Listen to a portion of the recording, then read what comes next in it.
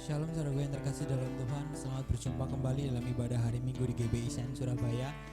Saya menyapa saudara yang menyaksikan secara streaming. Saya mengundang untuk jemaat untuk ikut bergabung bersama dengan kita hari ini. Kita percaya bahwa ruang dan waktu tidak dapat membatasi kuasa Tuhan. Mari kita berdoa hari ini. Bapa di dalam kerajaan surga, hamba mengucap syukur hari ini ya Tuhan, ketika kami boleh kembali lagi Tuhan berkumpul di tempat ini ya Tuhan, untuk kami beribadah ya Tuhan, untuk kami berkumpul ya Tuhan, untuk kami menerima pengurapan yang baru daripadamu Tuhan. Kami gak mau ya Tuhan hari ini ibadah berlalu dengan karena rutinitas ya Tuhan, tapi kami mau ya Tuhan kerinduan kami lah yang berbicara ya Tuhan. Terima kasih Tuhan, ini doa dan kerinduan hati kami naikkan hanya di dalam nama Tuhan Yesus.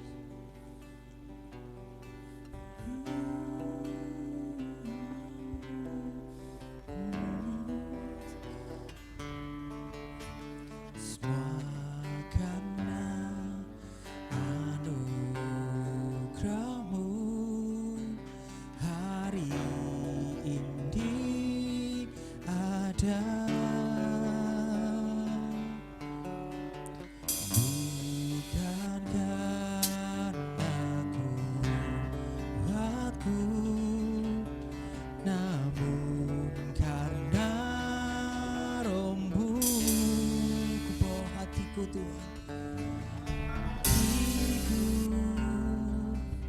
Penyembahanku, ku semakin berkurang, Yesus makin bertambah. Mengikut Yesus, itulah kesukaan hatiku.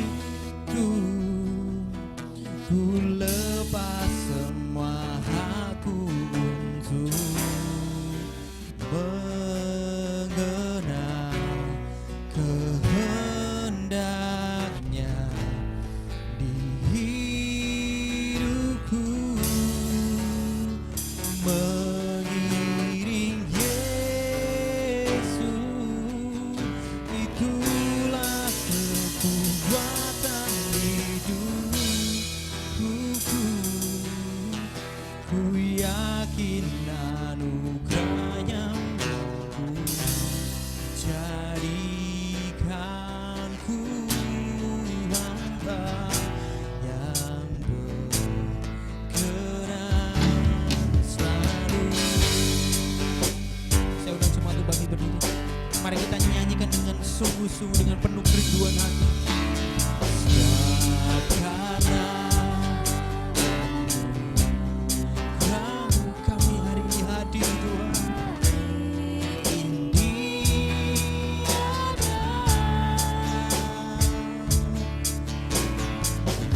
Bukan karena kuatku, namun karena Roh-Mu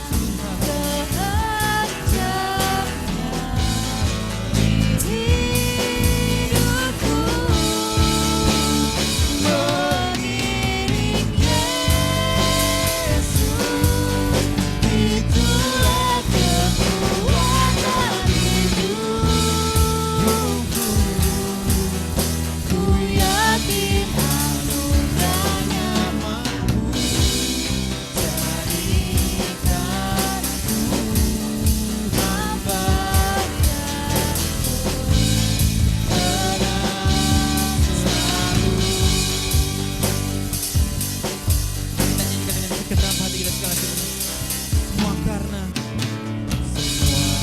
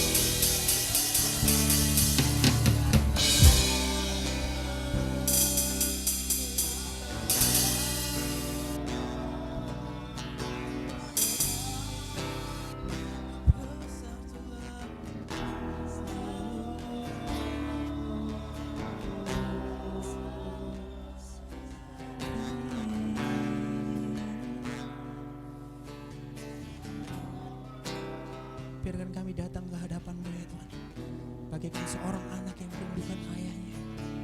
Kami rindu akan kehadiran-Mu Tuhan.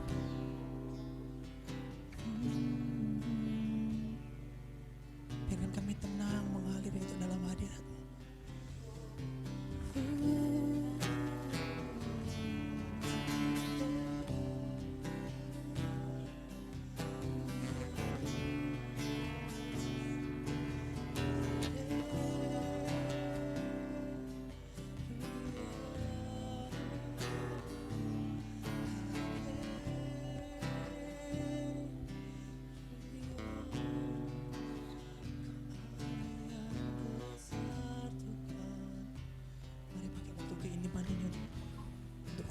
kerinduan hatimu padanya.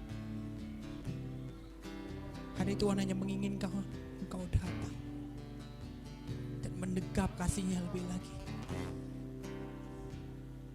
Letakkan dahulu sejenak setiap pergumulanmu, permasalahanmu, kebanggaanmu. Letakkan di kaki Tuhan sejenak. Biarkan hari ini hatimu dan mulutmu memuliakan Tuhan. Biarkan hari ini hanya hatimu dan mulutmu meninggikan namanya.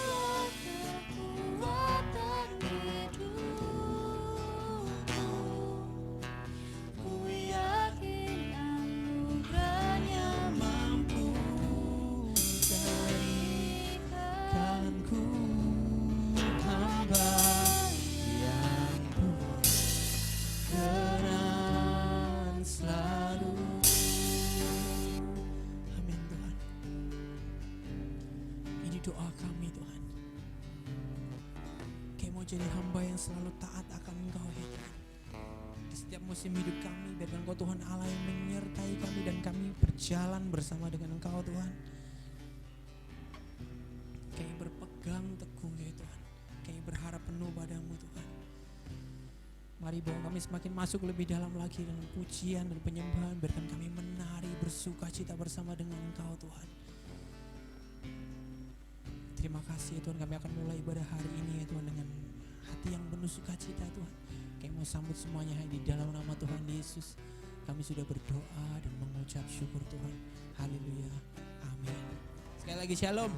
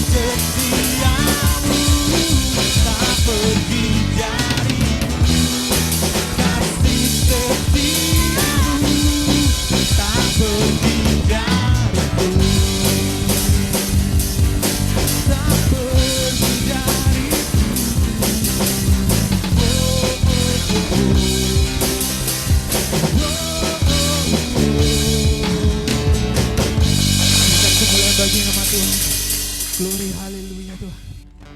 Kau Tuhan, kekuatan dalam hidupku, penolongku dalam kesesakan. Oh, gunung batuku dan pertahananku, Yesus, kau kemenanganku. Katakan dengan hati, Yesus, Yesus, padamu ku berseru, Kaulah penyelamatku, terpujilah Kau Tuhanku.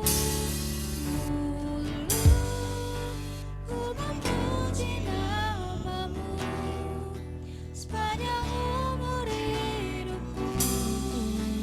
Terpujilah Kau Tuhanku di atas segalanya. Sungguh manis Tuhan, oh Tuhan, penolong dalam hidupku. Ku percaya hanya kepadamu. Kau pegang tanganku dan tuntun langkahku. Yesus, kau penuntun. Mari nyanyikan dengan lembut di hadapan Tuhan. Kau Tuhan, kekuatan dalam hidupku, penolongku dalam kesesakan. Gunung batuku dan pertahananku, Yesus, kau kemenanganku. Yesus, padamu ku berseru, Kaulah penyelamatku, terpujilah Tuhanku. Ku memuji nama-Mu sepanjang umur hidupku. Terpujilah Yesus,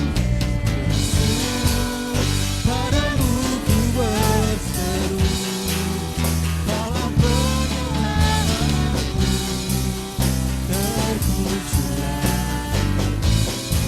Tuhanku. Ku memuji nama-Mu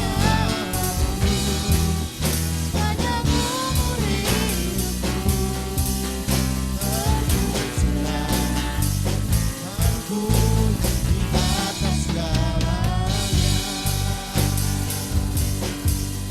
Terpujilah padamu di atas segalanya. Bapak, kami bersyukur untuk kebaikan Tuhan. Kami sungguh percaya bahwa anugerah Tuhan begitu melimpah atas kami Tuhan, sehingga hari ini kami bisa ada menaikkan syukur kami. Kami bisa menaikkan setiap penyembahan kami bagi Engkau Tuhan. Biarkan Engkau melihat, menyelidiki hati kami dan temukan bahwa hati kami penuh dengan ucapan syukur yang terbaik yang kami bawa kepada Tuhan. Mari Tuhan bertata di atas setiap pujian kami, bertata di atas setiap penyembahan kami Tuhan. Ini hati kami telah siap mendengarkan kebenaran firman-Mu Tuhan. Mari nyatakan kuasa-Mu, menyatakan firman-Mu atas kami Tuhan. Firman yang akan disampaikan oleh hamba-Mu, Engkau urapi hamba-Mu, Engkau pakai hamba-Mu ini Tuhan sebagai alat-Mu untuk menyatakan kebenaran-Mu di tengah-tengah kami pada hari ini Tuhan. Apa yang ingin Engkau sampaikan, mari bicaralah Tuhan. Pakai mulut lidah hamba-Mu ini Tuhan sebagai alat-Mu Tuhan. Terima kasih Bapa, kami taruh sepenuhnya kebenaran firman Tuhan ini ke dalam tangan Tuhan. Tuhan yang menjamah, melawat, dan membebaskan setiap kami yang terbelenggu Tuhan melalui kebenaran firman Tuhan hari ini. Terima kasih Bapa, di dalam nama Tuhan Yesus. Haleluya. Amin. Oke, silakan duduk kembali. Shalom, selamat pagi. Selamat datang, selamat kembali bergabung bersama-sama di dalam ibadah kita. Dan kita masih berbicara terkait dengan kemenangan atas dosa ya. Dan hari ini saya ingin mengajak kita untuk bersama-sama merenungkan kebenaran firman Tuhan terkait dengan hidup di dalam kekudusan. Apakah yang dimaksud dengan hidup di dalam kekudusan? Saudara-saudara, kalau kita lihat zaman sekarang ini ya, di zaman modern ini, postmodern ini, kita menemukan banyak sekali orang-orang yang hidup dengan ingin bebas sebebas-bebasnya. Beberapa waktu yang lalu kita sudah belajar bahwa ketika kita berjumpa dengan Kristus, kita dibebaskan dari dosa. Kebebasan kita itu bukan seperti kebebasan di dalam hukum rimba gitu ya, sebebas-bebasnya. Artinya ketika kita hidup dengan seperti itu maka terjadi kekacauan. Tapi kenyataannya dosa begitu licik sehingga membuat pola pikir atau mempengaruhi pola pikir dunia saat ini bahwa seseorang menjadi manusia seutuhnya, dia memiliki hak untuk hidup dengan sebebas-bebasnya. Sampai-sampai akhirnya mereka hidup dengan tidak lagi memandang moral secara tradisional yang kita anggap sebagai itu baik, tetapi karena hidup di dalam pasca postmodern ini, kita hidup dengan akhirnya sebebas-bebasnya. Dulu kita ada tapi tidak secara terang-terangan, praktek misalkan seperti praktek aborsi misalkan, praktek seks bebas misalkan, lirik-lirik lagu yang penuh dengan vulgar gitu ya, lirik-lirik lagu yang penuh dengan erotisme gitu ya. Jadi lirik-lirik lagu dulu, zaman dulu kita menganggap bahwa itu tidak sopan.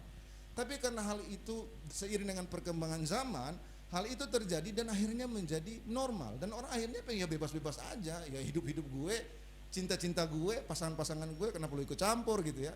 Dan akhirnya dengan demikian orang-orang yang hidup terarah ke sana. Orang mau hidup bebas dengan hal yang demikian.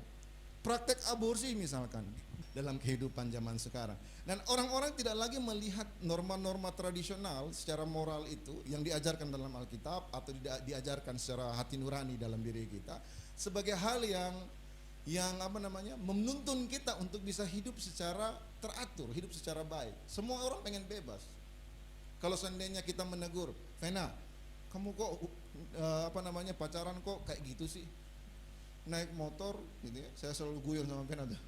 Kalau naik motor bisa tuh naik 4 orang tuh motor itu karena di belakangnya itu panjang banget tuh masih kosong gitu ya. Jadi karena saking rapetnya gitu ya. Wah, itu bisa naik lagi 2, 3 orang, 4 orang gitu ya. Fen kok begitu? Zaman sekarang kalau kita sampaikan kayak begitu, justru dia nggak merasa malu, tapi dia merasa marah. Lo kenapa? Apa urusan lo gitu ya? Motor-motor gue, pacar-pacar gue gitu kan, ngapain? Iri, bilang lo gitu kan. Ya, zaman sekarang seperti itu. Hal yang harusnya itu menjadi norma yang kita junjung sebagai orang yang memiliki hati nurani, apalagi hidup dalam budaya timur yang penuh dengan sopan santun, sudah mulai pudar. Kita nggak usah masuk dalam kebenaran firman Tuhan, kita masuk dalam nilai sopan santun moral yang kita punya secara natural sebagai bangsa Indonesia yang hidup dalam budaya yang demikian. Pun akhirnya tidak menjadi hal yang baik. Jadi ketika kita bicara mengenai hal itu, marah. Bajunya boleh agamis gitu ya. Perkataannya boleh agamis gitu. Tapi perbuatannya, hubungannya dengan pasangannya, pacarnya, dengan teman dekatnya demikian. Atau zaman sekarang mungkin itu dalam hubungan berpacaran. Ada juga hubungan yang tanpa status gitu ya. Dulu kita nggak mengenal begitu adanya hubungan tanpa status gitu. Tapi zaman sekarang itu pacar bukan, teman bukan, tapi mesra. Dan itu yang terjadi. Orang ingin hidup bebas dengan sebebas-bebasnya. Nah, tapi kita harus mengerti bahwa kebebasan yang demikian justru menjerumuskan kita untuk hidup di dalam dosa. Nah, bagaimana orang-orang percaya yang hidup setelah ditebus oleh kasih karunia Allah, menerima anugerah yang begitu besar dalam hidupnya, memandang cara hidup yang demikian? Ini penting. Kenapa? Karena kita dipanggil untuk dipisahkan dari dunia. Pada akhirnya, ilalang akan dipisahkan dengan gandum, kambing akan dipisahkan dengan domba. Tuhan berkata biarkanlah mereka tumbuh bersama. Tapi pada masa penuaian nanti semuanya itu akan dipilah, dipisahkan. Dan yang ilalang akan masuk ke dalam dapur perapian. Kambing akan masuk ke dalam dapur perapian. Tapi mereka yang taat kepada firman Tuhan, hidup di dalam kebenaran, mereka akan mendapatkan mahkota kemuliaan. Nah, kita sebagai orang Kristen bagaimana? Sebagai orang percaya bagaimana menghadapi tantangan zaman yang ada ini? Apakah kita ikut-ikutan bebas? Loh, kan Tuhan sudah mati buat saya sudah bebas dong. Saya sudah hidup tidak lagi hidup di bawah belenggu dakwaan iblis. Kenapa? Kan ada Yesus pembelaku. Paulus mengatakan sedemikian besar kasih karunia dalam hidupmu, apakah engkau terus melakukan dosa? Sekali-kali pun tidak. Kenapa?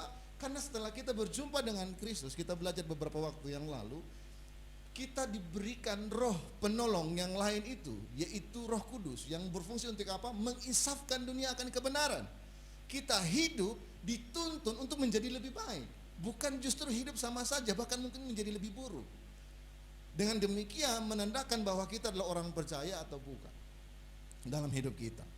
Nah, hari ini kita akan belajar bagaimana kita hidup dalam kekudusan sebagai orang percaya. Saya ajak kita untuk bersama-sama buka Alkitab kita di dalam 2 Korintus pasal 6 ayat 11 sampai ayat yang ke-18. Jangan ada lagi noda kekafiran. Hai orang Korintus, kami telah berbicara terus terang kepada kamu. Hati kami terbuka lebar-lebar bagi kamu. Dan bagi kamu ada tempat yang luas dalam hati kami. Tetapi bagi kami hanya tersedia tempat yang sempit di dalam hati kamu.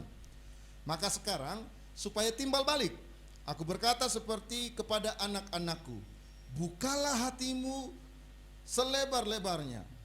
Janganlah kamu merupakan pasangan yang tidak seimbang dengan orang-orang yang tak percaya. Sebab persamaan apakah yang terdapat antara kebenaran dan kedurhakaan? Atau bagaimanakah terang dapat bersatu dengan gelap? Persamaan apakah yang terdapat antara Kristus dan Belial? Apakah bagian bersama orang-orang percaya dengan orang-orang yang tak percaya? Apakah hubungan bait Allah dengan berhala? Karena kita adalah bait dari Allah yang hidup menurut firman Allah ini. Aku akan diam bersama-sama dengan mereka dan hidup di tengah-tengah mereka, dan aku akan menjadi Allah mereka dan mereka akan menjadi umatku. Sebab itu, keluarlah kamu dari antara mereka dan pisahkanlah dirimu dari mereka, firman Tuhan. Dan janganlah menjamah apa yang najis, maka aku akan menerima kamu. Dan aku akan menjadi bapamu, kamu akan menjadi anak-anakku laki-laki dan anakku perempuan. Demikianlah firman Tuhan yang Maha Kuasa. Saya baca sekali lagi ayat pokoknya ayat 17 dan 18. Sebab itu keluarlah kamu dari antara mereka dan pisahkanlah dirimu dari mereka, firman Tuhan. Dan janganlah menjamah apa yang najis, maka aku akan menerima kamu.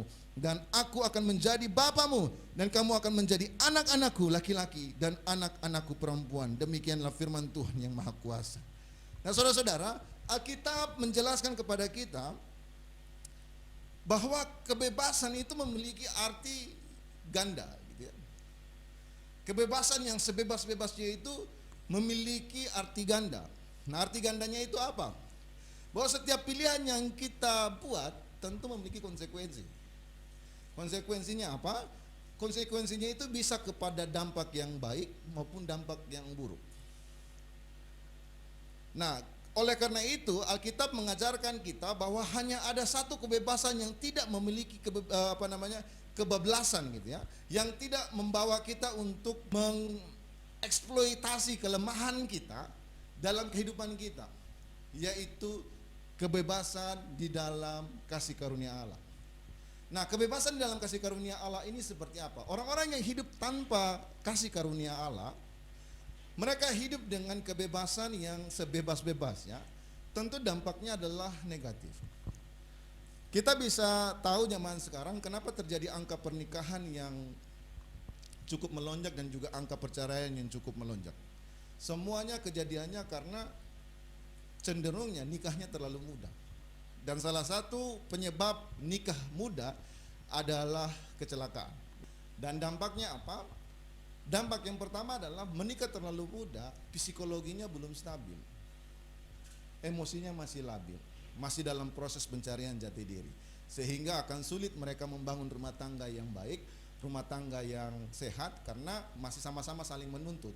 Karena usianya masih muda dan secara psikologi demikian. Kemudian faktor kesehatan, secara faktor biologis, rahim perempuan belum siap, belum matang untuk bisa melahirkan anak gitu ya, proses pembuahan, sehingga dampaknya apa? Bisa dampak resikonya bisa kena kanker serviks dan lain-lain seperti itu. Dan angka perceraian yang terjadi adalah salah satu penyebabnya adalah ini, pernikahan muda dan emosi yang masih labil, sehingga akhirnya tidak merasa sebagai sebuah komitmen dalam pernikahan itu. Padahal kita tahu bahwa pernikahan di dalam kekristenan adalah hal yang sangat suci, hal yang sangat sakral gitu ya. Makanya beberapa kali berdiskusi dengan teman-teman, saya selalu mengatakan bahwa perceraian itu hanya terjadi karena negara, bukan karena gereja. Gereja memberkati, tapi gereja tidak pernah menceraikan. Jadi secara status negara, catatan sipil, mereka bercerai. Tetapi secara iman mereka tidak pernah bercerai. Kenapa? Karena gereja tidak pernah mengeluarkan surat cerai. Dengan demikian mereka yang bercerai secara negara kemudian menikah lagi, mereka berzina di hadapan Tuhan. Nah, mengapa demikian? Karena ini, waktu mereka menikah, mereka melibatkan Tuhan di dalam gereja, di hadapan jemaat, di hadapan keluarga, gitu ya. Tapi waktu mereka bercerai, tidak ada Tuhan di situ. Ya, mereka pisah secara sendiri dan negara yang mengambil keputusan untuk hal itu. Dan apa yang terjadi? Mereka akan akhirnya hidup di dalam dosa terus menerus. Nah, dampak dari kebebasan yang tidak terarah ini berdampak negatif. Tetapi dampak dari kebebasan yang di bawah kasih karunia Allah akan menuntun kita untuk memandang kepada Allah, bukan memandang kepada diri kita sendiri. Sama seperti firman 2 minggu yang lalu saya sampaikan gitu ya. Pada saat kita belum ditebus, kita harus memahami konsep pemikiran Alkitab terkait dengan perbudakan itu di zaman itu. Bukan perbudakan zaman sekarang. Zaman sekarang kita mungkin agak sulit memandang terkait dengan perbudakan, tetapi ketika kita melihat dalam konteks zaman di mana Alkitab ini ditulis yang masih kuat dengan budaya perbudakan, maka kita akan mengerti ketika Paulus Tuhan pakai untuk berbicara terkait dengan perhambaan dosa ini. Jadi kalau seandainya dia sudah ditebus oleh tuannya yang lain, dia bukan bebas dan selepas-lepasnya, enggak. Dia bebas dari tuan yang sebelumnya tapi mengabdi kepada tuan yang menebusnya. Dalam konsepnya seperti itu. Jadi artinya apa? Orang-orang percaya yang dulu dibelenggu oleh dosa dan hidup di dalam dosa, ikatan dosa, ketika Kristus menebus mereka, Kristus mati buat mereka, menggantikan mereka atas dosa mereka. Mereka bukan akhirnya bebas tanpa Tuhan, tapi mereka, kita yang telah menerima kasih karunia Tuhan itu hidup di bawah rasa syukur yang begitu besar kepada Allah. Kenapa? Karena kuk yang diberikan kepada kita, perhambaan yang diberikan kepada kita itu ringan dan tidak berat sama seperti dosa yang membuat kita terjerumus di dalam dosa tersebut. Nah, kebebasan dalam kasih karunia itu justru menuntun kita untuk kembali kepada citra Allah, di mana Tuhan menciptakan kita pada mulanya dengan serupa dan segambar dengan Dia. Jadi setelah kita ditebus, kita yang jatuh dalam dosa, hidup rusak, hidup dengan penilaian diri yang tidak baik, emosi yang tidak stabil, kemudian harga diri yang tidak kudus dalam dirinya gitu ya, ambisi yang tidak kudus yang hidup dalam dirinya. Tapi ketika kita berjumpa dengan Kristus, Tuhan akan menuntun kita untuk memulihkan gambar diri kita, memulihkan harga diri kita, memulihkan tujuan hidup kita. Sehingga apa? Kita menjadi manusia seutuhnya yang hidup di dalam kebenaran, yang menghargai orang lain, mengasihi orang lain, memahami orang lain, merangkul orang lain, sehingga mereka pun juga bertumbuh di dalam kasih karunia Tuhan. Itulah tujuan ketika kita berjumpa dengan Kristus dan menikmati anugerah Tuhan dalam hidup kita. Oleh karena itu, Rasul Paulus menjelaskan kepada kita, kita harus pahami bahwa setelah kita berjumpa dengan Kristus, kita harus memiliki pembedaan antara kita yang hidup dalam kasih karunia dan juga mereka yang hidup di dalam dosa. Perhatikan baik-baik di ayat yang ke-15 ini ya. Di dalam bahasa Indonesia ada beberapa versi gitu ya. Tapi yang bagi saya terjemahannya yang lebih tepat itu adalah terjemahan dari Alkitab Bahasa Indonesia Sehari-Hari dibanding dengan apa yang dipakai oleh terjemahan baru ya. Kita lihat pembedaannya di sini apa. Di dalam terjemahan baru, kata persamaan yang dipakai di dalam ayat 15, persamaan apakah yang terdapat antara Kristus dan Belial? Apakah bagian bersama-sama orang-orang percaya dengan orang-orang tak percaya? Nah, kata persamaan yang terdapat di terjemahan baru itu artinya kesepakatan. Kata bahasa aslinya secara literal. Untuk itu, di dalam terjemahan Bahasa Indonesia Sehari-Hari, versi Bahasa Indonesia Sehari-Hari, dia menggunakan kata yang tepat, lebih tepat dibanding dengan apa yang dikatakan oleh terjemahan baru. Tidak mungkin Kristus sepakat dengan iblis. Belial ini salah satu nama dari iblis ya, sebutan kepada iblis. Tidak mungkin Kristus sepakat dengan iblis. Apakah persamaannya antara orang Kristen dengan orang yang bukan Kristen? Artinya terang tidak bisa bersatu dengan gelap. Air tidak bisa bersatu dengan minyak. Sehingga inilah yang membedakan antara kita dengan orang-orang yang tidak percaya dalam kehidupan kita. Lalu terus bagaimana? Apakah kemudian kita tidak mau melihat mereka sebagai orang yang patut diselamatkan? Ya, kita akan melihat mereka sebagai orang yang patut diselamatkan. Tetapi bukan berarti kemudian kita hidup sama seperti mereka. Karena apa? Karena Kristus tidak mungkin sepakat dengan iblis. Kristus tidak menghendaki kita diselamatkan untuk tetap hidup sama seperti gaya hidupnya dunia. Kristus mau kita diselamatkan dan hidup sesuai dengan kasih karunia citra gambar diri Allah yang ada dalam diri kita masing-masing. Sehingga kita bisa menuntun orang lain pun juga bisa berjumpa dengan Kristus dalam kehidupan mereka. Untuk itu, kita harus menjadi orang percaya yang hidup di dalam kekudusan. Hidup kudus berarti hidup yang dikhususkan bagi Tuhan.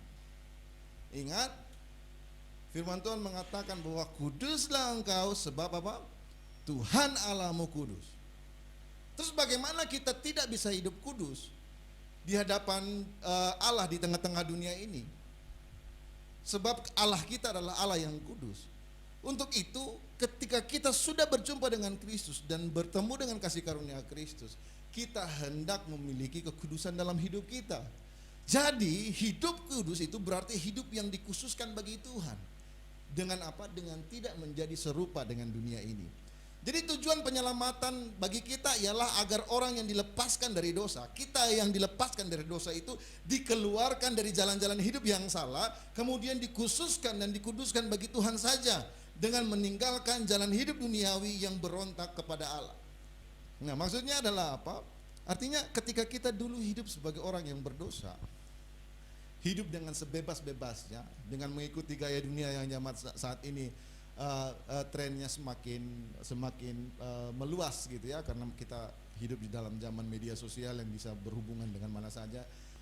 Nah, ketika kita hidup dalam kasih karunia Tuhan, maka kita sadar bahwa kita berbeda. Dan atas perbedaan itu, maka kita tidak membuka ruang untuk kompromi dengan mereka. Ya karena kita sudah berbeda, ya sudah. Kamu beda dengan saya nggak akan mengikuti kamu dan kamu nggak ngikutin saya gitu. Dalam konteksnya demikian. Nah, boundary ini, batasan ini, apakah orang-orang percaya kita yang hidup di dalam penebusan ini memiliki batasan yang kuat atau tidak? Garis tebal pembedaan ini kita memiliki atau tidak? Kadang-kadang kita tidak memiliki batasan ini, garis tebal ini. Karena teman-teman kita semuanya begitu, maka kita pun ikut-ikutan begitu. Karena teman-teman kita semua sukanya yang seperti itu, maka kita pun juga sukanya seperti itu. Kita nggak punya batasan bahwa kita ini adalah orang benar, orang yang telah diselamatkan atau tidak. Karena ruang lingkup kita suka hidup di dalam diskotik dunia malam dan seterusnya, kita pun ikut-ikutan hidup di dalam dunia malam dan seterusnya. Karena ruang lingkup kita, gaulnya kita mungkin sama seperti orang-orang musisi seperti itu ya, Kak Gesang musisi gitu ya, suka hidup di kafe gitu kan. Ruang lingkupnya dalam pergaulannya gitu ya, yang begitu bebasnya. Tetapi karena tidak punya batasan yang jelas, sebagai musisi yang hidup di tengah dunia malam itu, kita ya daripada ditolak sama teman-teman, diajak sama teman-teman, ya udah ikut aja gitu. Nggak bisa begitu. Alkitab mengatakan apa? Keluarlah dari mereka. Bukan saya yang bilang loh, Alkitab yang bilang. Keluarlah dari mereka. Kita baca tadi ya, di ayat 17 dalam 2 Korintus pasal 6 ayat 17. Sebab itu keluarlah kamu dari antara mereka dan pisahkanlah dirimu dari mereka, firman Tuhan. Kenapa? Karena tidak ada kesepakatan antara Kristus dan iblis. Tidak ada persamaan antara gelap dengan terang. Tidak ada persamaan antara berhala dan bait Allah. Dan di hidup kita adalah bait Allah. Kita harus punya batasan yang jelas. Nah, hidup dari kekudusan adalah dengan cara hidup yang memisahkan diri dari dunia. Keduniawian, bukan dunia, keduniawian. Gaya hidup yang secara duniawi seperti itu. Karena itu menunjukkan bahwa kita ini dikhususkan untuk Allah. Kita diselamatkan, kita dipilih, kita ditebus untuk dikhususkan bagi Allah. Bukan tetap hidup semau-maunya dalam kehidupan kita sebagai orang percaya. Untuk itu kita harus memahami bahwa konsep kekudusan adalah mengenai pemisahan daripada hal yang jahat ini, yaitu hidup di dalam dasar hubungan dengan Allah, antara Allah dengan umatnya. Kita yang dulu hidup ya karena apa kata teman, kita hidup yang dulu karena apa kata pacar, kita hidup yang dahulu karena apa kata tetangga, ruang lingkup kita. Sekarang kita hidup karena apa kata Tuhan. Kita bukan lagi hidup karena apa kata tetangga, apa kata teman, apa kata pacar gitu ya. Tapi kita hidup apa kata Tuhan. Mereka yang harus mengikuti apa kata Tuhan, bukan kita yang mengikuti apa kata mereka. Saya selalu mengilustrasikan dengan angka 0 itu ya. Semua bilangan dikalikan dengan 0 pasti akan hasilnya 0. Nah, Kristus pun begitu. Ketika kita mendengar apa kata orang, kita akan menghadap kepada Kristus dan mendengar apa kata Kristus buat saya. Maka semuanya akan lebih baik ketimbang saya melihat ke mereka. Apapun persoalan kita, apapun masalah kita, apapun kata-kata orang gitu ya, kita kembalikan kepada Kristus dan kita lihat bagaimana Kristus menilai kita, memandang kita sebagai orang yang telah ditebus olehnya. Nah, ada dua, dan menurut saya ini sama seperti koin mata uang gitu ya. Dia memiliki dua sisi tapi tidak bisa dipisahkan.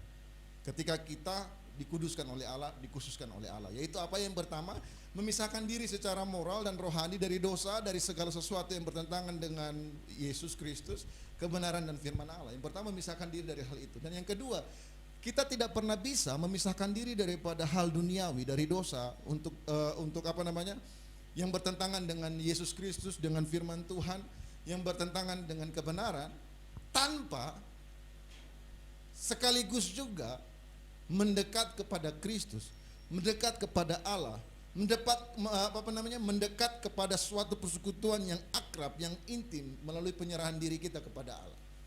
Tidak akan pernah bisa, karena kita hanya hidup di dalam dua arah ini. Kamu sebagai orang percaya atau kamu sebagai orang yang tidak percaya. Semua dilihat dari mana? Yesus bilang semuanya itu dilihat dari buahnya,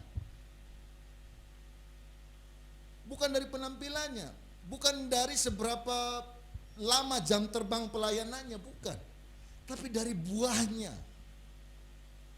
Dari buahnya itu. Dengan demikian memisahkan diri dari dunia yang bertentangan dengan kebenaran, bertentangan dengan Yesus Kristus, bertentangan dengan firman Allah, sekaligus mendekatkan diri kepada Allah, mendekatkan diri kepada kebenaran melalui apa? Penyerahan diri kepada Allah, melalui persekutuan yang akrab, yang intim kita kepada Allah. Itulah kekudusan dalam hidup kita. Nah, hidup kita sampai saat ini dengan demikian sampai di tahap yang mana? Kita perlu memisahkan diri. Kenapa? Mengapa perlu adanya pemisahan diri dari manusia? Jadi kita harus tahu bahwa Alkitab mengajarkan kita terkait dengan memisahkan diri dari keduniawian ini, ada maksud di dalamnya. Nah, maksud dari pemisahan diri ini apa? Yang pertama, sebagai umat Allah kita dapat bertekun di dalam tiga hal. Yang pertama, bertekun di dalam keselamatan yang telah kita terima sendiri. Di dalam 1 Timotius pasal 4 ayat 16 berkata begini, awasilah dirimu sendiri dan awasilah ajaranmu. Bertekunlah dalam semuanya itu, karena dengan berbuat demikian engkau akan menyelamatkan dirimu dan semua orang yang mendengarkan engkau. Kita yang sudah bertemu dengan kasih karunia Tuhan, setelah itu apa? Bertekun di dalam ajaran kita. Bagaimana kita bisa mengalami pertumbuhan? Bagaimana kita bisa mengalami menikmati anugerah Tuhan? Kita tahu pendeta berkata bahwa kerajaan Allah itu bukan soal makan minum. Kita tahu bahwa keselamatan kerajaan Allah itu bukan masalah darah dan daging. Kita tahu bahwa kerajaan Allah itu terkait dengan kebenaran, sukacita oleh Roh Kudus dan damai sejahtera, gitu kan? Tapi persoalannya kenapa kita hidup dengan pergumulan terus? Ada masalah kita stres, depresi, akhirnya cari pelarian gitu ya. Udah berhenti merokok tapi karena ada masalah stres akhirnya kembali merokok. Sudah berhenti mabuk-mabukan, nongkrong, hidup dalam dunia malam karena ada masalah stres masih lagi jatuh ke sana. Kenapa? Karena ini kita tidak pernah bertekun di dalam pengajaran untuk mengerjakan keselamatan kita. Orang yang telah diselamatkan, mereka harus mengerjakan keselamatan mereka di dalam apa? Pengajaran, kebenaran firman Tuhan. Ketika kita punya masalah, lihat apa firman Tuhan berkata terkait dengan masalah kita. Janji firman Tuhan kepada kita, pencobaan-pencobaan yang kau alami adalah pencobaan-pencobaan biasa yang tidak melebihi dari kekuatanmu. Tuhan akan memberikan jalan keluar bagimu. Tapi ketika kita mengalami persoalan, kita mau pegang gak ayat ini dalam hidup kita? Ada janji firman Tuhan yang lain bahwa Allah mendatangkan sesuatu bagi kita. Apa yang terjadi dalam diri kita, Tuhan menyiapkan sesuatu bagi kita. Kita mau pegang gak kepada firman itu? Kita mau pegang gak kepada janji Tuhan bahwa rancangan-rancangan adalah rancangan yang penuh dengan damai sejahtera dan bukan rancangan kecelakaan? Mau pegang itu enggak? Loh Pak, mau pegang? Gimana mau pegang Pak? Tahu aja enggak gitu. Kenapa enggak tahu? Karena enggak pernah baca, enggak pernah belajar, enggak pernah bertekun di dalam ajaran itu, enggak pernah baca firman, enggak pernah merenungkan firman. Nah, orang yang telah dikhususkan bagi Tuhan bertekun di dalam ajaran ini untuk mengerjakan keselamatan. Jadi dia tahu apa janji firman Tuhan. Dia tahu apa itu kebenaran. Dia tahu sumber sukacitanya apa. Dia tahu damai sejahteranya itu apa. Gitu loh. Saudara-saudara, orang-orang Kristen itu dari dulu udah menderita gitu loh. Tapi coba kita perhatikan dan kita merenungkan dengan baik-baik. Penderitaan macam apa yang belum pernah dialami oleh orang Kristen? Mereka dicaci, mereka dimaki, dikejar, buronan gitu ya. Akses ekonomi dibantai gitu ya. Akses ibadah mereka dibantai. Akses kehidupan mereka dibantai gitu ya. Bahkan di abad-abad pertama itu kita tahu bahwa sebuah kekejaman yang begitu luar biasa. Orang-orang percaya ditangkap, kemudian mereka dibuat sebagai penerang jalan itu oleh Nero pada saat itu. Mereka ditangkap, ditaruh dibakar sebagai penerang jalan pada waktu malam. Tapi iman Kristen tidak pernah mati. Kenapa? Karena mereka tahu. Mereka hidup dalam kebenaran. Mereka hidup dalam damai sejahtera. Mereka hidup dalam sukacita. Dan sumbernya dari mana? Daripada keselamatan ini yang bertekun di dalam pengajaran firman Tuhan. Mereka berpegang kuat kepada firman Tuhan. Hidup dalam pengharapan kepada firman Tuhan. Nah, kita zaman sekarang apa? Banyak orang yang meninggalkan iman mereka hanya karena apa? Masalah beda agama pasangannya. Akhirnya nunut ke pasangannya. Karena apa? Karena supaya dapatkan posisi pekerjaan, promosi di pekerjaan. Akhirnya mereka mengorbankan Tuhan. Nah, hari ini kita bisa belajar. Kita bisa melihat hidup kita di hadapan Tuhan. Kita dikhususkan, kita dikuduskan supaya apa? Yang pertama adalah bertekun di dalam keselamatan kita. Kemudian bertekun di dalam iman kita. Di dalam 1 Timotius pasal 1 ayat 19. Beberapa orang telah menolak hati nuraninya yang murni, dan karena itu kandaslah iman mereka. Saudara-saudara, kenapa kandas imannya orang-orang di Efesus ketika Paulus menasihatkan Timotius? Ada yang tahu? Paulus memberikan nasihat kepada Timotius, suratnya yang pertama ini. Salah satu persoalannya adalah terjadinya kandas iman orang-orang percaya di Efesus.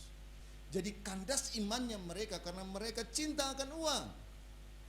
Di dalam 1 Timotius pasal 6, 1 Timotius pasal 6 ayat yang ke-10, Alkitab berkata begini, karena akar segala kejahatan ialah cinta uang.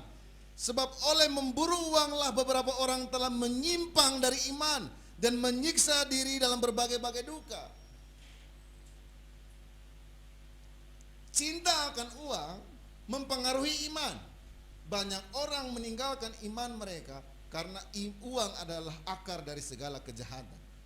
Bukan cuma itu yang pertama. Yang kedua, Paulus di dalam pasal yang sama, pasal 6 juga dia berbicara tentang apa? Bersilat lidah. Maksudnya apa? Di ayat 20 Paulus mengatakan begini, Timotius, hai Timotius, peliharalah apa yang telah dipercayakan kepadamu, hindarilah omongan yang kosong dan yang tidak suci dan pertentangan-pertentangan yang berasal dari apa yang disebut dengan pengetahuan, karena ada beberapa orang yang mengerjakannya dan dengan demikian mereka telah menyimpang dari iman. Kasih karunia menyertai kamu. Paulus menutup dengan nasihat ini, jangan hidup dengan omongan-omongan yang kosong, karena ada mereka yang hidup dalam omongan-omongan yang kosong, mereka akhirnya melenceng dari imannya, mereka menyimpang dari imannya. Nah, saya suka guyon gitu ya. Kalau kita duduk berkumpul itu apa yang kita bicarakan? Ingat loh, Paulus berbicara tentang ibadah di dalam pertemuan ibadah itu. Dalam Ibrani pasal 10 ayat 25 itu, janganlah menjauhkan dirimu dari pertemuan-pertemuan ibadah. Kenapa? Karena dalam pertemuan ibadah itu kita bisa saling menasihati, saling menguatkan, menjelang apa? Hari Tuhan yang akan datang. Tapi berapa banyak kita yang saat ini kalau sebenarnya berkumpul itu bicara tentang firman Tuhan? Jarang. Terus kumpul kita ngomongin apa? Gibahin orang, ngomongin hobi, ngomongin apa? Ngomongin film, ngomongin pacarnya, curhatin masalah pacarnya gitu loh. Kapan kita berbicara gimana cara kita untuk menjangkau jiwa-jiwa? Bagaimana kita untuk hidup bertumbuh dalam kasih karunia? Enggak ada. Jemaat mula-mula kalau berkumpul, mereka berkumpul dengan saling menasehati untuk menanti-nantikan kedatangan Tuhan yang akan datang. Tapi orang-orang Kristen zaman sekarang udah hilang hal yang demikian. Dan ingat ini, Paulus menasihati Timotius, omongan yang kosong itu bisa membuat mereka menyimpang dari imannya mereka. Kita harus bertekun, dikuduskan supaya apa? Supaya kita bertekun di dalam keselamatan kita, bertekun di dalam iman kita, dan kemudian bertekun di dalam kekudusan kita. Dalam 2 Korintus pasal 7 ayat yang pertama, kelanjutan dari pasal yang sementara kita renungkan ini. Saudara-saudaraku yang kekasih, karena kita sekarang memiliki janji-janji itu, marilah kita menyucikan diri kita. Berbeda dengan dunia, hidup tidak sama dengan dunia, menyucikan diri kita dari semua pencemaran jasmani dan rohani, dan dengan demikian menyempurnakan kekudusan kita dalam takut akan Allah. Jadi tujuan dari pemisahan itu, maksud dari kita dipisahkan dari hidup, berpisah dari dunia itu adalah supaya bertekun dalam keselamatan kita, bertekun dalam iman kita, bertekun di dalam kekudusan. Dan yang kedua, hidup semata-mata bagi Allah sebagai Tuhan dan Bapa kita. Perhatikan baik-baik di ayat 16 dalam 2 Korintus pasal 6 tadi. Apakah hubungan bait Allah dengan berhala? Karena kita adalah bait Allah yang hidup menurut firman Allah ini. Aku akan diam bersama-sama dengan mereka dan hidup di tengah-tengah mereka, dan aku akan menjadi Allah mereka dan mereka akan menjadi umat. Ini janji firman Tuhan. Kita adalah bait Allah. Karena kita adalah bait Allah, maka Allah akan diam bersama-sama dengan kita. Allah akan hidup di tengah-tengah kita, dan Allah akan menjadi Allah dalam hidup kita, dan kita akan menjadi umat Allah. Tubuh kita ini adalah bait Allah. Tuhan hidup di tengah-tengah kita. Yesus pernah memberikan perumpamaan terkait dengan pertobatan. Ada seorang yang punya rumah, dia membersihkan rumah itu, tapi akhirnya dia tidak menjaga, merawat dan tinggal dalam rumah itu. Apa yang terjadi? Maka roh jahat itu akan datang dan membawa teman-temannya untuk hidup lagi di dalamnya. Kita ini adalah bait Allah. Dengan demikian mari kita membangun mesbah Tuhan setiap hari dalam hidup kita. Menjadikan Tuhan semata-mata, hanya satu-satunya, bukan terutama ya, satu-satunya. Kalau terutama itu berarti punya banyak prioritas dalam hidup kita. Beda antara satu-satunya dan terutama. Kalau terutama itu dia yang nomor satu, berarti ada nomor dua, nomor tiga, tapi ini harus kita pegang dalam hidup kita. Satu-satunya, tidak ada yang lain. Kalau pacarmu membuat kamu jauh dari Tuhan, tinggalin pacarmu. Ya, kalau promosi dari kantormu membuat kamu jauh dari Tuhan, tinggalkan. banyak kita nggak memiliki langkah iman yang demikian sama seperti jemaat mula-mula yang seperti ini. Kita hidup dengan ya supaya kita dapat untung, supaya kita bisa diterima. Gimana boro-boro mau tinggalin pacar yang beda agama, punya aja enggak gitu. Kalau memang sampai pada akhirnya kita harus hidup selibat gitu ya. Ya enggak, kalau memang Tuhan memanggil kita, hiduplah sesuai dengan panggilan kita. Karena memang ada mereka yang dikaruniai untuk hidup demikian. Dan Paulus mengatakan orang yang dipanggil itu untuk apa? Untuk hidup memuliakan Allah sepenuhnya.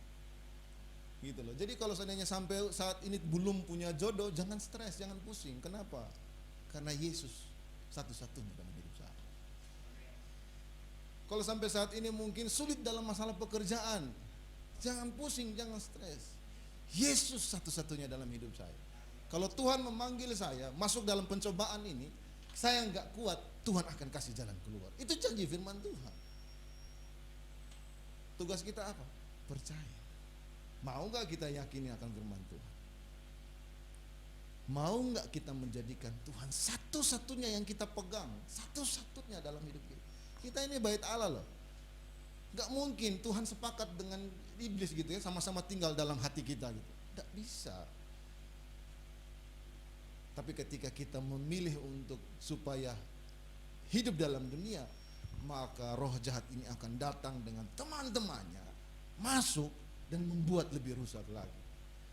Makanya mengajar atau memberitakan firman Tuhan kepada orang yang belum pernah bertobat sungguh-sungguh lebih mudah daripada kepada mereka yang sudah pernah bertobat dan sebagai pelayan lagi yang pernah sulit. Kenapa? Karena mereka sudah menutup hatinya. Mereka tahu firman Tuhan, tapi mereka menutup hatinya, dan mereka membawa banyak teman dalam hidup mereka.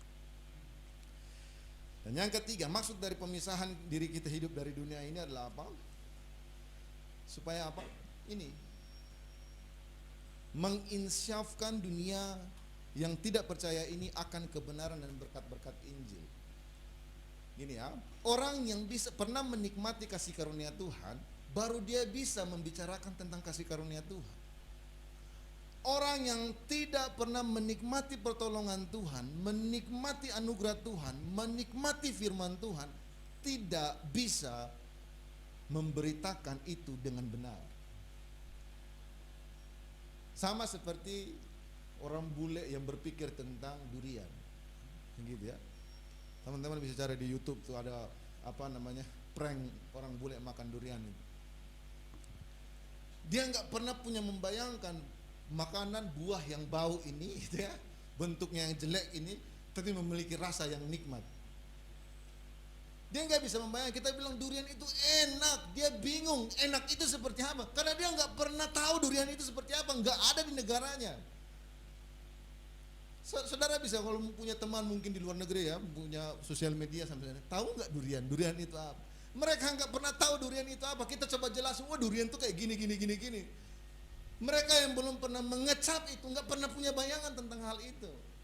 Nah kita bukan hanya bercerita terkait dengan durian itu, kita bawa durian itu bagi dia untuk dia makan sendiri. Pilihannya cuma dua. Kalau dia suka, dia akan menjadi jatuh cinta. Tapi kalau dia nggak suka, dia akan membenci selamanya. Itu durian. Begitu juga dengan Injil. Kalau orang itu suka dengan Injil, dia akan menikmati Injil itu sekuat-kuatnya. Tapi kalau dia menutup diri dengan Injil, maka dia akan menutup diri sekuat-kuatnya. Nah, bagaimana kita sebagai orang percaya yang dipanggil untuk menyampaikan kabar Injil ini dalam hidup kita? Yaitu dengan cara kita menginsafkan dunia dengan kesaksian terkait hal itu. Perhatikan baik-baik ini. Filipi pasal 2 ayat 12 sampai ayat yang ke-16. Alkitab berkata begini, hai saudara-saudaraku yang kekasih, kamu senantiasa taat, karena itu tetaplah kerjakan keselamatanmu dengan takut dan gentar, bukan saja seperti waktu aku masih hadir, tetapi terlebih pula sekarang waktu aku tidak hadir, karena Allah lah yang mengerjakan di dalam kamu baik kemauan maupun pekerjaan menurut kerelaannya. Lakukanlah segala sesuatu dengan apa? Tidak bersungut-sungut dan berbantah-bantah, supaya kamu tiada beraib dan tiada bernoda sebagai anak-anak Allah yang tidak bercela, di mana? Di tengah-tengah angkatan yang bengkok hatinya yang saat ini, sehingga kamu bercahaya di antara mereka seperti bintang-bintang di dunia, sambil berpegang kepada firman kehidupan. Perhatikan baik-baik ini. Paulus menasihati jemaat di Filipi untuk apa? Untuk tidak bersungut-sungut dan berbantah-bantah, supaya apa? Supaya mereka tiada beraib dan tiada bernoda seperti anak-anak Allah yang tidak bercela, di mana? Di tengah-tengah angkatan yang bengkok hatinya. Kita hidup di tengah-tengah mereka, kita pun jangan sampai bercela. Bagaimana kita bisa menyatakan kebenaran, mengajarkan kasih, tapi kalau kita hidup dengan membenci? Bagaimana kita mengajarkan penebusan, tapi kita sendiri masih hidup dalam perbudakan? Bagaimana kita bisa menyampaikan bahwa Tuhan itu baik, tapi kita masih hidup dengan mengeluh terkait dengan kebaikan Tuhan dalam hidup? Kenapa masalah ini ada? Kenapa sampai saat ini belum menikah? Kenapa sampai saat ini belum punya pekerjaan? Kenapa sampai begini terus dalam hidupnya? Kita tidak akan pernah bisa menjadi saksi kalau kita masih hidup dalam bersungut-sungut. Sedangkan panggilan kita untuk apa? Menginsyafkan dunia dengan kebenaran dan berkat-berkat Injil. Cuma 3 itu yang bisa buat kita kuat hidup dalam dunia ini. Yaitu apa? Kebenaran, damai, sejahtera, dan sukacita oleh Roh Kudus. Nah, bagaimana kita bisa mendapatkan itu? Kerjakan keselamatan kita, kerjakan iman kita, hiduplah di dalam kekudusan, maka kita akan bisa berpegang dalam hidup kita. Jadi maksud diri kita untuk dipisahkan dari hidup dengan dunia, 3 hal tadi. Kita bisa bertekun dalam keselamatan, iman, dan kekudusan. Kemudian yang kedua, kita bisa menjadikan Tuhan sebagai satu-satunya, mendekatkan diri kepada Tuhan sebagai satu-satunya dalam hidup kita. Dan yang ketiga ini, kita bisa menjadi orang-orang sebagai agennya Tuhan untuk apa? Menginsyafkan dunia yang tidak percaya ini akan kebenaran dan juga berkat-berkat Injil yang kita terima kepada mereka. Itu tujuannya kita memisahkan diri. Bukan kemudian kita memisahkan diri dan akhirnya menjauhkan diri dari dunia, enggak. Kita memisahkan diri sebagai punya batas terang bahwa saya ini adalah anak-anak Allah. Saya punya kabar baik. Dan kamu pasti akan menerima kabar baik ini dan penuh dengan sukacita. Dengan demikian, mari kita pahami ini baik-baik. Kita ada dalam posisi sebagai anak-anak Allah. Dengan demikian kita memikul tanggung jawab dan peran yang besar bagi dunia, dan membuat dunia ini membuka hati mereka kepada Allah dengan janji keselamatannya itu. Sehingga kita harus hidup benar, tidak bercacat di hadapan dunia. Mari sama-sama kita kembali baca ayat pokok kita di ayat 17 dan 18. Kita baca bersama-sama. 1, 2, 3. Sebab itu, keluarlah kamu dari antara mereka dan pisahkanlah dirimu dari mereka, firman Tuhan, dan janganlah menjamah apa yang najis, maka aku akan menerima kamu dan aku akan menjadi bapamu dan kamu akan menjadi anak-anakku laki-laki dan anak-anakku perempuan. Demikianlah firman Tuhan yang maha kuasa. Mari sama-sama kita tundukkan kepala, kita satu dalam doa. Bapa, kami bersyukur Tuhan untuk anugerah Tuhan yang telah Tuhan berikan dalam hidup kami. Di zaman ini banyak sekali kami yang masih hidup dengan mengikuti arus dunia Tuhan. Dan kami menaruh standar nilai kami dari lingkungan kami, penilaian orang-orang atas kami. Kami menaruh harga diri kami dari pengakuan-pengakuan orang di sekeliling kami. Hari ini kami belajar Tuhan, bahwa sebagai orang-orang percaya kami dipanggil untuk dikhususkan bagi Allah. Dan karena kami dikhususkan bagi Allah, maka kami perlu memisahkan diri dari dunia ini. Dan ketika kami memisahkan diri dari dunia ini, dimaksudkan untuk supaya kami bisa hidup mengerjakan keselamatan kami, mengerjakan iman kami, mengerjakan kekudusan kami Tuhan. Dan kami bisa fokus untuk menjadikan Tuhan sebagai satu-satunya dalam hidup kami. Dan kemudian kami bisa menjadi saksi Tuhan, menginsyafkan dunia ini Tuhan dari dosa, dan membawa berkat-berkat kabar sukacita Injil kepada mereka, sehingga mereka pun juga menerima Tuhan yang menebus mereka, menyelamatkan mereka. Mari pimpin kami Tuhan. Kalau hari-hari ini kami sudah terbelenggu dan banyak sekali terikat dengan persoalan-persoalan yang membuat kami justru tidak hidup di dalam kebenaran, hidup di dalam kekudusan. Roh Kudus jamah hati kami, bebaskan kami, lepaskan kami, sehingga akhirnya kami benar-benar hidup sebagaimana orang percaya yang telah dipanggil Tuhan, dikhususkan bagi Tuhan. Terima kasih Bapa, terima kasih Tuhan. Ini kebenaran firman Tuhan yang kami renungkan pada hari ini. Biarkan kebenaran ini menuntun kami untuk hidup berkemenangan sebagai orang percaya yang ada di tengah-tengah dunia ini Tuhan. Terima kasih Bapa, terima kasih Tuhan. Dalam nama Tuhan Yesus, haleluya. Amin. Shalom jemaat yang dikasihi Tuhan, selamat hari Minggu. Kami mengucapkan selamat datang dan bergabung kepada jemaat Tuhan yang baru pertama kali ikut beribadah bersama kami di Shine Surabaya. Kita akan mendengarkan warta sepekan, berhubung masih harus mengikuti protokol kesehatan, maka semua kegiatan gereja secara tatap muka diliburkan sampai ada pemberitahuan selanjutnya. Kemudian untuk minggu depan, kami tetap mengundang jemaat Tuhan untuk beribadah bersama dengan kami secara online pada pukul 10 pagi di channel YouTube Shine Surabaya. Lalu untuk persembahan, jemaat dapat mentransfer ke rekening gereja yang tertera di layar. Mari tetap optimis dan selalu mengikuti protokol kesehatan dengan menjaga jarak, menggunakan masker, dan secara rutin mencuci tangan. Mari kita terus bertumbuh dalam kasih Tuhan dan menjadi gereja yang mencintai Tuhan dan sesama. Jemaat, angkat kedua tanganmu dan terimalah berkat dari Tuhan. Tuhan memberkati engkau dan melindungi engkau. Tuhan menyinari engkau dengan wajahnya dan memberi engkau kasih karunia. Tuhan menghadapkan wajahnya dan memberikan engkau damai sejahtera. Dan ketahuilah bahwa berkat dari Allah Bapa, kasih karunia di dalam Kristus Yesus, persekutuan yang intim bersama-sama dengan Roh Kudus akan menyertai kita semua dari hari ini sampai kedatangan Tuhan yang kedua kali. Kami klaim berkat ini hanya di dalam nama Bapa, Putra, dan Roh Kudus. Dan kami akan menutup ibadah kami pada hari ini Tuhan dengan doa yang telah Tuhan ajarkan kepada kami. Bapa kami yang di surga, dikuduskanlah namamu, datanglah kerajaanmu, jadilah kehendakmu di bumi seperti di surga.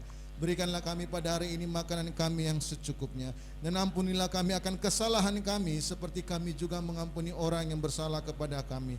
Dan janganlah membawa kami ke dalam pencobaan, tetapi lepaskanlah kami daripada yang jahat. Karena Engkaulah yang punya kerajaan, kuasa, dan kemuliaan sampai selama-lamanya. Amin. Oke, silakan duduk kembali. Saya berikan kesempatan bagi kita untuk mengambil waktu teduh di hadapan Tuhan. Selamat hari Minggu. Tuhan Yesus memberkati.